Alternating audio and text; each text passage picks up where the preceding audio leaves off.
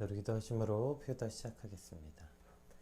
하나님 감사합니다. 오늘 또 새 날을 주시고 또 주의 말씀을 묵상하게 하시고 주의 말씀으로 하루 시작하게 하신 은혜에 감사드립니다. 오늘 말씀을 통해서 인류의 최초의 심판, 그 물로 된 이 대홍수 심판의 시작이 어떻게 된 건지, 우리가 그것을 통해서 이 땅 가운데 또다시 임하시는 하나님의 심판, 그것은 또 어떻게 임하게 되실 것인지 우리가 말씀을 통해 알게 하시고, 심판의 백성이 아니라 하나님의 백성들로 원래 목적과 그 의도가 회복되는 이 시간이 되게 하여 주시옵소서. 감사합니다. 예수님 이름으로 기도드립니다. 아멘. 네, 오늘 저희가 살펴볼 말씀 창세기 6장 1절에서 10절까지 말씀입니다. 우리 한번 같이 읽어보겠습니다. 사람이 땅 위에 번성하기 시작할 때 그들에게서 딸들이 나니 하나님의 아들들이 사람의 딸들의 아름다움을 보고 자기들이 좋아하는 모든 여자를 아내로 삼는지라. 여호와께서 이르시되 나의 영이 영원히 사람과 함께하지 아니하리니 이는 그들의 육신이 됨이라. 그러나 그들의 날이 120년이 되리라 하시니라. 당시에 땅에는 네피림이 있었고 그 후에도 하나님의 아들들이 사람의 딸들에게로 들어와 자식을 낳았으니 그들은 용사라 고대의 명성 있는 사람들이었더라. 여호와께서 사람의 죄악이 세상에 가득함과 그의 마음으로 생각하는 모든 계획이 항상 악할 뿐임을 보시고 땅 위에 사람 지으셨음을 한탄하사 마음에 근심하시고 이르시되 내가 창조한 사람을 내가 지면에서 쓸어버리되 사람으로부터 가축과 기는 것과 공중의 새까지 그리하리니 이는 내가 그것들을 지었음을 한탄함이니라 하시니라. 그러나 노아는 여호와께 은혜를 입었더라. 이것이 노아의 족본이라. 노아는 의인이요 당대의 완전한 자라. 그는 하나님과 동행하였으며 세 아들을 낳았으니 셈과 함과 야벳이라. 아멘.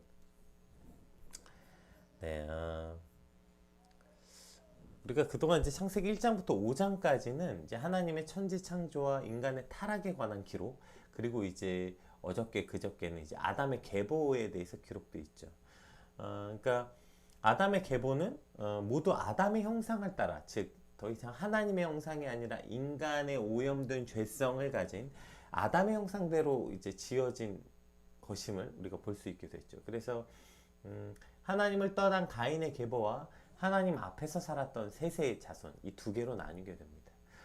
가인의 후손이든 셋의 후손이든 모두 죄로 인해 오염된 사람인 것은 동일하나, 그럼에도 성경은 하나님을 떠났던 가인과 하나님 앞에 살았던 셋의 자손을 구별해서 기록하고 있다는 거죠. 이제 그리고 난 다음 장이 바로 오늘 이 6장입니다. 다시 인간의 타락, 그것도 그냥 타락이 아니라 회복이 불가능한 타락. 그래서 하나님께서 그 인류를 쓸어버리셔야 했던, 그래서 심지어 내가 그들을 쓸어버리리라, 그리고 내가 그들을 지은 것을 한탄했다 라고 표현할 만큼 그러한 지경에 이르는 인간의 그 타락을 기록하고 있습니다.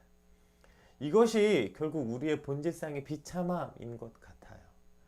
하나님이 인류를 그렇게 아름답게 창조하셨지만 그러나 한번 죄로 타락한 인간은 결국에 죄로 점철돼서 심판을 향해 달려가고 있게 되는, 그 죄를 아무리 어떻게 해보려고 하지만 해결할 수 없어서 결국에는 하나님의 심판 앞에 놓일 수밖에 없는 이 본질상의 인간의 비참함인 것이죠.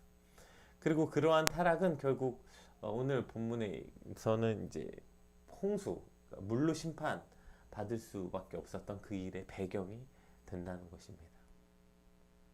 이러한 인간의 본질상의 죄로 인한 비참함, 그 결과로 하나님의 심판 앞에 우리도 사실은 그냥 쓸어버릴 수밖에 없는 존재이나, 그러나 또 그렇기 때문에 하나님 스스로 인간의 몸으로 오셔서 모든 죄를 대속해 주신, 그래서 이 본질상의 비참함에서 우리를 구원해 주셨던 그 예수 그리스도만이 진리가 뭡니까?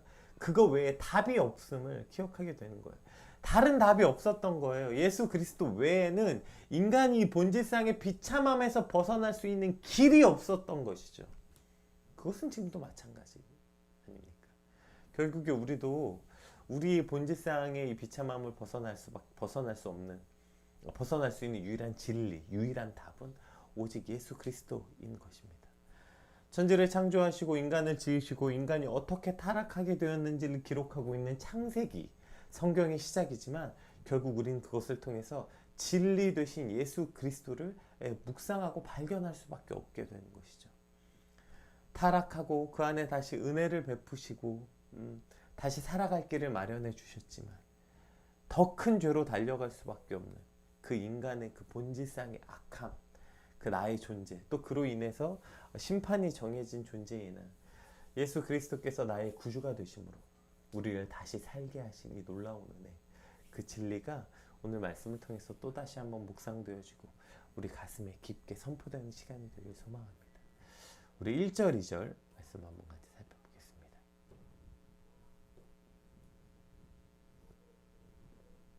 사람이 땅 위에 번성하기 시작할 때 그들에게서 딸들이 나니 하나님의 아들들이 사람의 딸들의 아름다움을 보고 자기들이 좋아하는 모든 여자를 아내로 삼는지라. 이렇게 시작해요.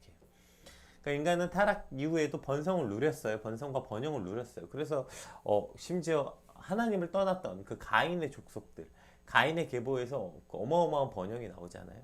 목축업의 창시자가 되고 음악의 창시자가 되고 청동기 시대에 청동기를 개발한 자들, 그러니까 그들의 부유함과 권력의 강함과 문화적인 어마어마한 그 혜택들, 이런 번영을 누렸다고요. 자, 그렇게 번성하고 난 다음에 이 땅에 두 가지 부류가 있다 성경은 나누어 보고 있어요. 우리가 아까 서두에도 말씀드렸던 것처럼 똑같이 타락한 인간이었지만 하나님을 떠난 가인의 아들, 가인의 계보와 그래도 하나님 앞에 있었던 셋의 계보를 따로 구별해서 기록한 것처럼 오늘 본문에도 이 땅 가운데는 하나님의 아들들과 사람의 딸, 이 두 가지로 구별해서 오늘 성경은 기록하고 있다는 거죠. 그런데 이제 이것을 4절과 연결지어서 하나님의 아들들이 무슨 천사들이었고, 그러니까 천사들이 내려와서 사람의 딸들과 혼인하고 아들을 낳아서 그러니까 아들을 낳아서 그들이 네피림이 되었다. 그래서 그 네피림이 그 거인이고 막 어마어마한 뭐 대단한 그런 존재가 되었다. 이렇게 해석하는 잘못된 해석도 있습니다. 그런데 이제 우리가 시간 관계상 네피림 이따 살펴보지 말고 지금 그냥 빠르게 한번 볼게요. 이 네피림에 관하여서 사실은 그 해석하기가 사실 어렵습니다. 왜냐하면 일단 지금 여기서 하나님의 아들들은 뭘 뜻하냐면 하나님의 아들들은 셋의 계보, 셋의 자손들, 그리고 여기서 사람의 딸들은 가인의 자손들을 뜻하죠. 그래서 이제 그들이 결국에 하나님의 자손과 하나님을 섬겼다 하나님의 자손, 하나님 떠난 자손들, 그들이 혼인해서 낳은 자손이 바로 네피림이다. 네피림은 이제 뭐 여러 의미가 있는데 흔히 이제 거인으로 많은 성경에 이제 기록되어 있습니다. 그래서 그 건강하고 기골이 장대했고 또 그들이 굉장히 파괴적 성향을 가졌고 또 굉장히 그 지혜롭고 똑똑해서 많은 사람들을 이끌어가는 리더의 역할이었다고 해요. 어쨌든 그래서 오늘 4절에서도 말하죠. 그들은 고대에 용사라 명성 있는 사람이었더라. 여기서 명성 있다는 건 반드시 그 긍정적 의미는 아니고 공포의 대상이었다, 이런 의미로 사용되기도 해요. 어쨌든 이제 그런 사람들이었다. 이제 그래서 뭐 킹 제임스도 그렇고 공동 번역도 그렇고 이 네피림을 하나님의 아들과 사람의 딸들 사이에서 낳은 자손이다라고 해석했지만 또 다른 많은 주석들에서는 이것은 두 가지 문장. 왜 그러냐면 뭐라고 써있냐면 네피림이 그러니까 이미 그 당시에 있었다는 거예요. 하나님의 아들과 사람의 딸들이 서로 혼인하기 전에 이미 네피림이 있었다. 당시에 땅에는 네피림이 있었고 후에도 있었다. 이렇게 표현됐기 때문에 이 둘 사이에서 낳은 자식이 네피림이 아니다. 이러한 주장이 있습니다. 그래서 이제 결국엔 이것이 그 하나님의 아들과 사람의 딸들의 후손이 네피림이었다라고 해석하면 안 된다라는 해석과, 그리고 이제 그렇게 하나님의 아들과 하나님의 딸들의 자손이 네피림이다, 이 두 가지 해석이 존재합니다. 그래서 이것이 사실 네피림의 존재가 무엇인지를 사실 찾기가 참 쉽지 않지만, 그러나 그 후에 우리가 그 다윗과 골리앗 때도 나오고 이제 성경에 종종 네피림이 나오는데 그 네피림이란 존재들이 긍정적인 역할로 사용되지 않았고 그들이 결국 인간의 욕망, 즉 결국에 인간의 욕망과 인간의 욕심을 추구해서 나타난 최고의 존재, 그래 봐야 저런 사람이었다는 거죠. 결국에 그들이 힘세고 이 땅의 번영을 누리는 그런 사람들로서 네피림이 기록되었다 정도로만 네피림을 우리가 생각하면 좋을 것 같아요. 근데 이제 여기서 이제 핵심은 아까 얘기했듯이 하나님의 아들들, 그래도 하나님 앞에 서기로 그들이 살아왔던, 물론 죄성으로 똑같이 타락한 인간이었지만 그래도 거기서 셋도 나오고 그 죽음을 보지 않고 올라갔던 에녹도 나오고, 그렇게 하나님 앞에 있었던 하나님의 백성, 하나님의 아들들, 하나님들이 사람의 딸들의 뭘 봤냐면 아름다움을 본 거예요.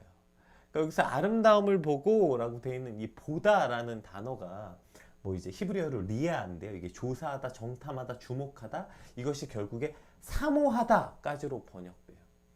결국에 그들이 뭘 사모하고 그들이 원했냐면 여기서 인간의 아름다움을 보다, 즉 여기서 아름다움을 봤다는 게 감각적으로 유쾌하고 즐거운 뜻이거든요.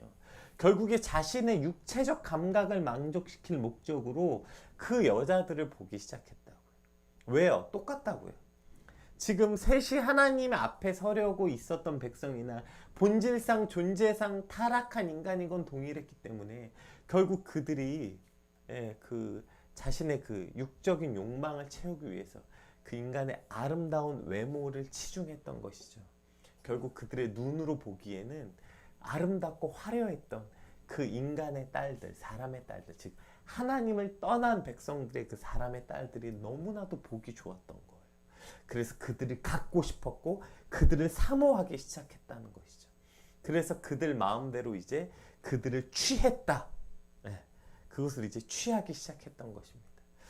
처음에 얘기했듯이 그 하나님이 이 결혼 제도는 한 사람이 한 아내와 평생 그렇게 서로 돕는 배필로서 사랑하게 만들었지만 그들이 눈에 보이는 대로 이제 닥치는 대로 자신의 육체의 정욕을 만족시킬 만큼 닥치는 대로 그들을 아내로 삼아버렸던, 거의 광분했던 그 시대의 타락을 보여주고 있습니다. 자, 이제 그러한 일들을 바라보고 어떤 일이 일어났습니까? 3절에서 하나님이 이렇게 말씀하시죠. 3절 볼게요. 여호와께서 이르시되 나의 영이 영원히 사람과 함께하지 아니하리니 이는 그들의 육신이 됨이라. 그러나 그들의 날은 120년이 되리라 하시니라. 네. 여기서 이제 이걸 가지고도 이제 또 3, 4절이 해석하기 좀 어렵죠. 그래서 이제 그들의 범죄했으므로 하나님이 그들의 수명을 이제 120년으로 제한하셨다. 뭐 이런 얘기가 있는데 여기서 말하는 건 수명을 120년으로 제한한 게 아니에요. 왜냐하면 그 이후의 사람들도 노아도 그렇고 수명이 120년 아니었죠. 500년이 넘게 살았죠. 이거 120년 아니고 이것은 하나님이 그들과 함께하지 않으려고 이제 그들을 심판하시려는 유해 기간이 120년이다 이런 뜻으로 대부분 해석합니다. 그러니까 이제 하나님이 내가 오케이 선언했어요. 너희가 이제 나를 떠났기 때문에 너희는 이제 내가 너와 함께하지 않겠다. 하나님이 함께하지 않는 인간은 멸망인 것뿐이죠. 그러나 그 나를 120년 동안 유해시켜주고 집행유해 기간을 120년이나 두었죠. 안타깝게도 인간은 그 120년 기간 동안에 돌이키지 아니하였고 더한 악을 향해서 갔고 그래서 결국에 인류의 심판이 올 수밖에 없는, 하나님이 노아를 통한 노아의 가족을 제외한 모든 인류를 쓸어버리시는 그 아주 가슴 떨리는 두려운 사건. 왜냐하면 그것이 앞으로 또 일어날 것이기 때문이죠. 그 하나님의 심판의 그 어떤 그 두려움, 그리고 그 심판의 그 시초가 어떻게 시작되는지 오늘 본문은 알려주고 있습니다. 우리 4절은 아까 설명했고 우리 5절 한번 볼게요.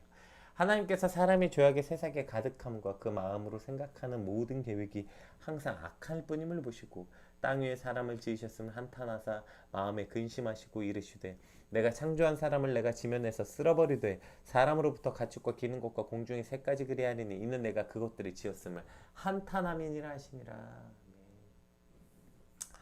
자, 이제 하나님께서 심판하시기로 결정하십니다. 자, 그런데 그 이유가 여기 있어요. 그 아까 2절과 5절은 아주 중요한 대조적 구조를 가지고 있어요. 여호와께서 사람의 죄악이 세상에 가득함과 그의 마음으로 생각하는 모든 계획이 항상 악할 뿐임을 보시고 이렇게 돼 있어요. 보세요.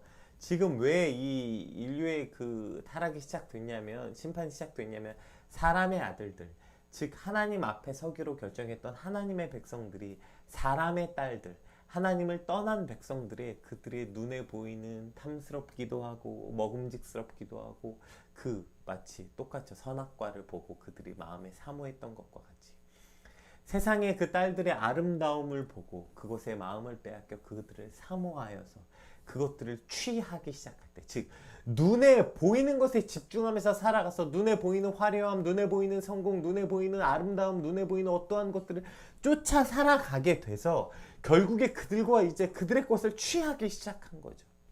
그러나 하나님은 뭘 보시는 거예요? 그들의 마음으로 생각하는 모든 계획, 그들의 마음으로 생각하는 그것들이 완전히 무너졌다는 거예요. 하나님 그것을 보고 그들의 이제 소망이 없다고 생각하셨던 거죠. 자, 우리는 여기서 아주 중요한 것을 한 가지 보게 됩니다. 결국에 죄로 타락한 인간은 눈에 보이는 것, 눈에 보이기에 아름다운 것, 눈에 보이기에 화려한 것, 눈에 보이기에 크고 고급지고 대단해 보이는 것, 그것을 쫓아 살아가나. 그러나 하나님은 그 마음으로 생각하는 그 계획, 그 마음으로 가지고 있는 것들을 보신다는 거예요. 이것이 결국 믿음이 뭡니까? 우리가 히브리서 말씀에 계속 보이는 것. 믿음은 보지 않는 것을 볼 수 있는 게 믿음이라고. 믿음은 보이지 않는 것을 보는 게 믿음이라고.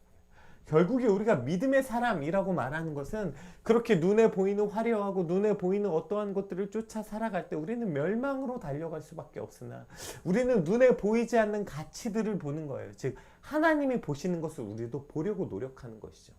하나님은 눈에 보이는 화려함, 눈에 보이는 아름다움 아니요. 그걸 보시는 하나님이 아니에요.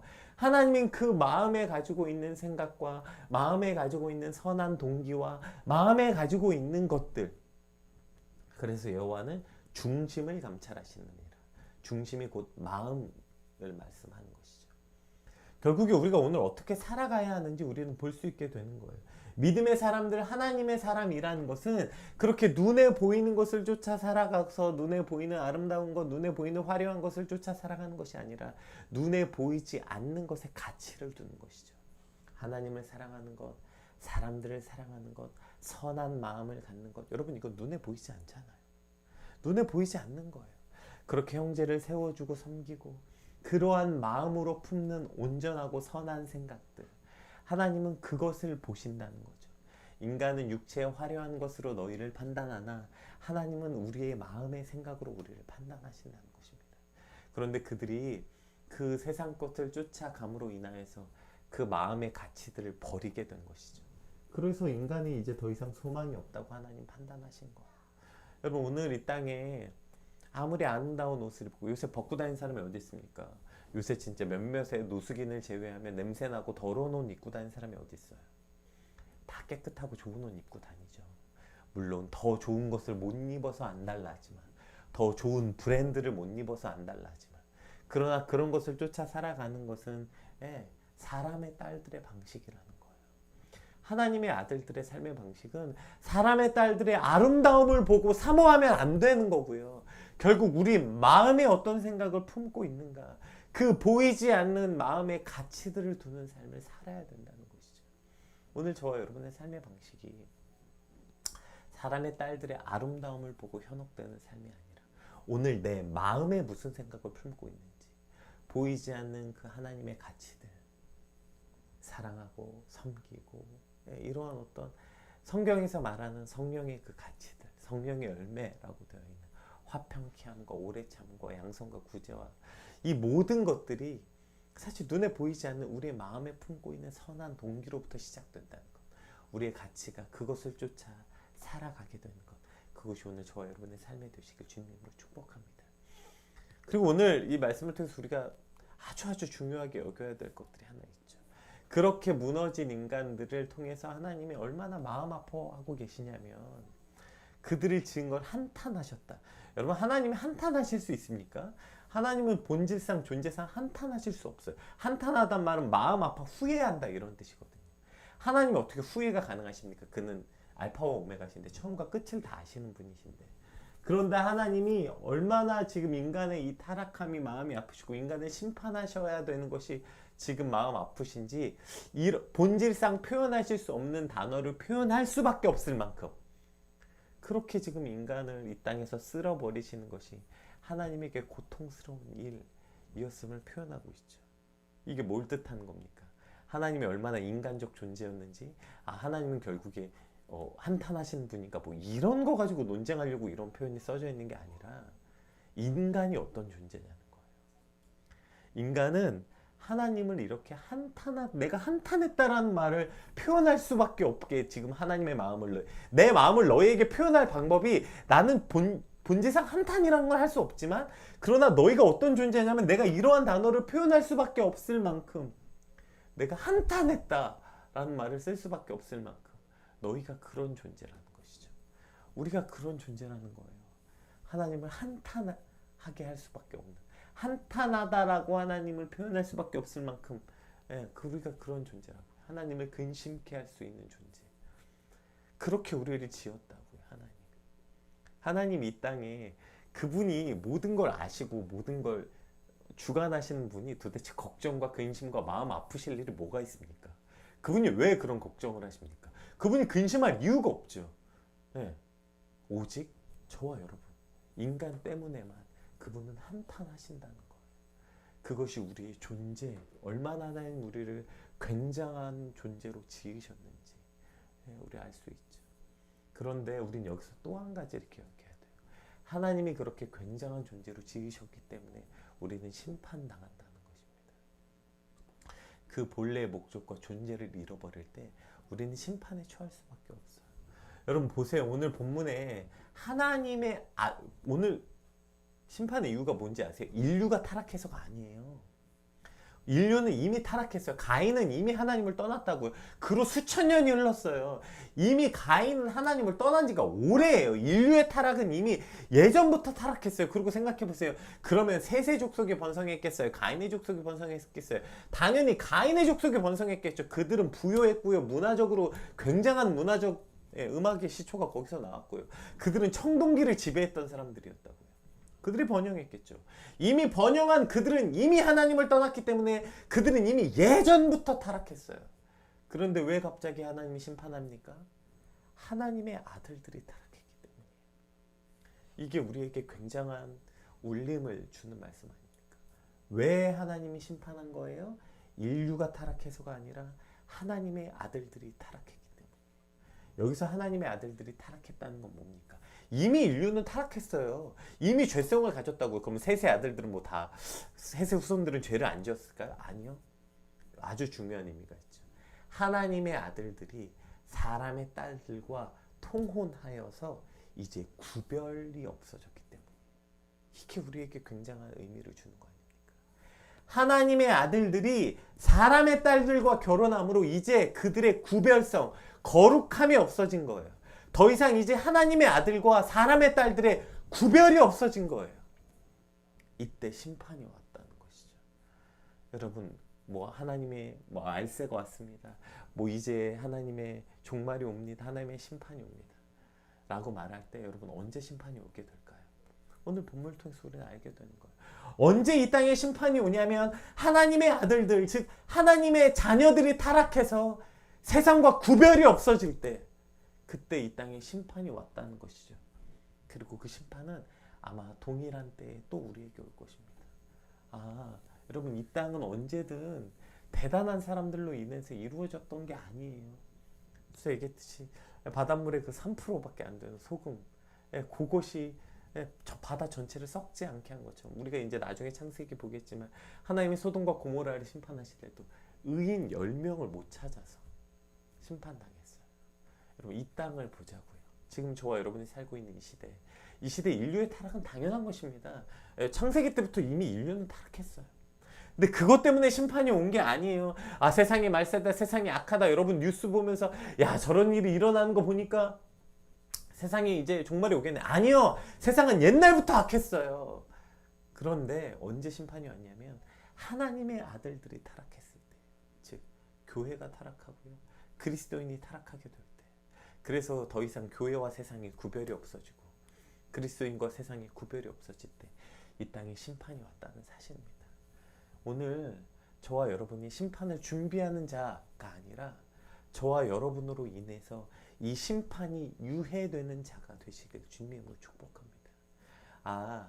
그래도 이 땅에 인류는 타락했고요. 저와 여러분도 타락했어요. 죄성으로 물들어 있지만, 그러나 여전히 하나님 앞에 서려고. 오늘 뒤에 한번 볼게요.